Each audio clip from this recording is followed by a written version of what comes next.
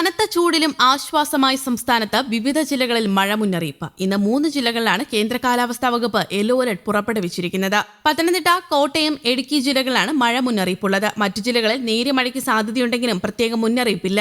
തെക്ക് പടിഞ്ഞാറൻ ബംഗാൾ ഉൾക്കടലിനും ഭൂമധ്യരേഖയ്ക്കു സമീപമുള്ള ഇന്ത്യൻ മഹാസമുദ്രത്തിന് മുകളിലായി പുതിയ ന്യൂനമർദ്ദം രൂപപ്പെട്ടതാണ് മഴയ്ക്ക് കാരണം. കേരളത്തിൽ ഫെബ്രുവരി 25 വരെ മഴ പെയ്യുമെന്നാണ് കാലാവസ്ഥാ നിരീക്ഷണ കേന്ദ്രത്തിന്റെ മുന്നറിയിപ്പ്. അതേസമയം ഇന്ന് രാവിലെ പുറപ്പെടുവിച്ച അറിയിപ്പ് പ്രകാരം അടുത്ത 3 മണിക്കൂറിൽ കേരളത്തിലെ കോഴിക്കോട് ജില്ലയിൽ ഒറ്റപ്പെട്ട ഇടങ്ങളിൽ ഇടിമിന്നലോടുകൂടിയ നേരിയ ഇടത്തരം മഴയ്ക്കും മണിക്കൂറിൽ 40 കിലോമീറ്റർ വരെ വേഗതയിൽ ശക്തമായ കാറ്റിനും തിരുവനന്തപുരം, കൊല്ലം, പത്തനംതിട്ട, ഇടുക്കി ജില്ലകളിൽ ഒറ്റപ്പെട്ട ഇടങ്ങളിൽ നേരിയ മഴയ്ക്കും സാധ്യതയുണ്ടെന്ന് കേന്ദ്ര കാലാവസ്ഥാ വകുപ്പ് അറിയിച്ചു.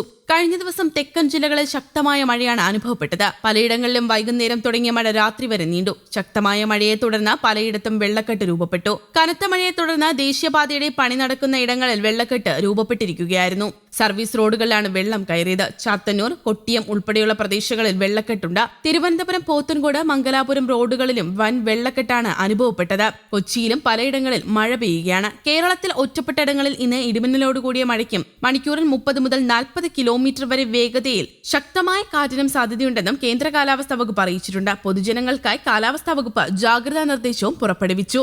ഇടിമിന്നൽ അപകടകാരികളാണ്. അവ മനുഷ്യന്റെയും മൃഗങ്ങളുടെയും ജീവനും വൈദ്യുത ആശയവിനിമയ ശൃംഖലകൾക്കും വൈദ്യുത ചാലകങ്ങളുമായി ബന്ധിപ്പിച്ചിട്ടുള്ള വീട്ടുപകരണങ്ങൾക്കും വലിയ നാശനഷ്ടം സൃഷ്ടിക്കുന്നുണ്ട്. അതിനാൽ പൊതുജനങ്ങൾ മുൻകരുതലുകൾ കാർമ്മികം കണ്ടു തുടങ്ങുന്ന സമയം മുതൽ തന്നെ സ്വീകരിക്കേണ്ടതാണ്. ഇടിമിന്നൽ എപ്പോഴും ദൃശ്യമാകണമെന്നില്ലാത്തതിനാൽ ഇത്തരം മുൻകരുതൽ സ്വീകരിക്കുന്നതിൽ നിന്നും വിട്ടുനിൽക്കരുത്. ഇടിമിന്നലിന്റെ ആദ്യ ലക്ഷണം കണ്ടുകഴിഞ്ഞാൽ ഉടൻ തന്നെ സുരക്ഷിതമായ കെട്ടിടത്തിനുള്ളിലേക്ക് മാറണം. തുറസായ സ്ഥലങ്ങളിൽ തുടരുന്നത് ഇടിമിന്നലേൽക്കാനുള്ള സാധ്യത വർദ്ധിപ്പിക്കും. ശക്തമായ കാറ്റിനും ഇടിമിന്നലിനും സാധ്യതയുള്ള ഘട്ടത്തിൽ ജനലും വാതിലും അടച്ചിടണം. വാതിലിനും ജനലിനും അടുത്ത് നിൽക്കാതിരിക്കുക. കെട്ടിടത്തിനകത്ത് തന്നെ ഇരിക്കുകയും പരമാവധി ഭിത്തിയിലോ തറയിലോ സ്പർശിക്കാതിരിക്കാൻ ശ്രമിക്കുകയും വേണം. ഗൃഹോപകരണങ്ങളുടെ വൈദ്യുതി ബന്ധം വിച്ഛേദിക്കുക. വൈദ്യുതോപകരണങ്ങളുമായുള്ള സാമീപ്യം ഇടിമിന്നലുള്ള സമയത്ത് ഒഴിവാക്കുക. ഇടിമിന്നലുള്ള സമയത്ത് ടെലിഫോൺ ഉപയോഗിക്കുന്നത് ഒഴിവാക്കണം. മൊബൈൽ ഫോൺ ഉപയോഗിക്കുന്നത് കൊണ്ട് പ്രശ്നമില്ല. അന്തരീക്ഷം മേഘാവൃതമാണെങ്കിൽ തുറസായ സ്ഥലത്ത് നിന്നും ടെറസിലോ കുട്ടികൾ ഉൾപ്പെടെ കളിക്കുന്നത് ഒഴിവാക്കുക. ഇടിമിന്നലുള്ള സമയത്ത് വൃക്ഷങ്ങളുടെ ചുവട്ടിൽ നിൽക്കരുത്. വാഹനങ്ങൾ മരച്ചുവട്ടിൽ പാർക്ക് ചെയ്യരുത്. ഇടിമിന്നലുള്ള സമയത്ത് വാഹനത്തിനകത്ത് തന്നെ തുടരുക. കൈകാലുകൾ പുറത്തിടാതിരിക്കുക. വാഹനത്തിനകത്ത് സുരക്ഷിതമായിരിക്കും. സൈക്കിൾ, ബൈക്ക്, ട്രാക്ടർ തുടങ്ങിയ വാഹനങ്ങളുള്ള യാത്ര ഇടിമിന്നൽ സമയത്ത് ഒഴിവാക്കണം. ഇടിമിന്നൽ അവസാനിക്കുന്നത് വരെ സുരക്ഷിതമായ ഒരു കെട്ടിടത്തിൽ അഭയം തേടുകയും വേണം. മഴക്കാർ കാണുമ്പോൾ തുണികൾ എടുക്കാൻ ടെറസിലേക്കോ മുറ്റത്തേക്കോ ഇടിമിന്നലുള്ള സമയത്ത് പോകരുത്. അതേസമയം പാറശാലയിൽ വ്യാഴാഴ്ച ഉച്ചയ്ക്ക് ദൃശ്യമായ പൊടിച്ചുഴലി സംസ്ഥാനത്ത് മറ്റിടങ്ങളിലും ഉണ്ടാകാൻ സാധ്യതയെന്നും വിദഗ്ധർ അറിയിച്ചിട്ടുണ്ട്. കാലാവസ്ഥാ സാഹചര്യങ്ങൾ പരിശോധിച്ചാണ് ഈ നിഗമനം.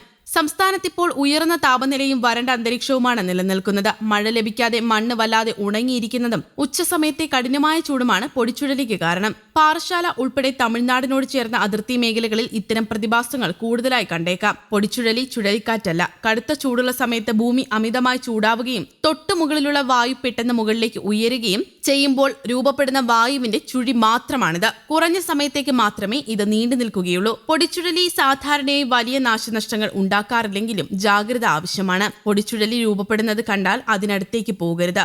വായുവിനോടൊപ്പം പൊടിയും ചെറിയ കല്ലുകളും മുകളിലേക്ക് ഉയരുന്നതിനാൽ കണ്ണിനും ശ്വാസകോശത്തിനും അസ്വസ്ഥത ഉണ്ടാക്കാൻ ഇടയുണ്ട്. News desk, Kerala Kaumudi.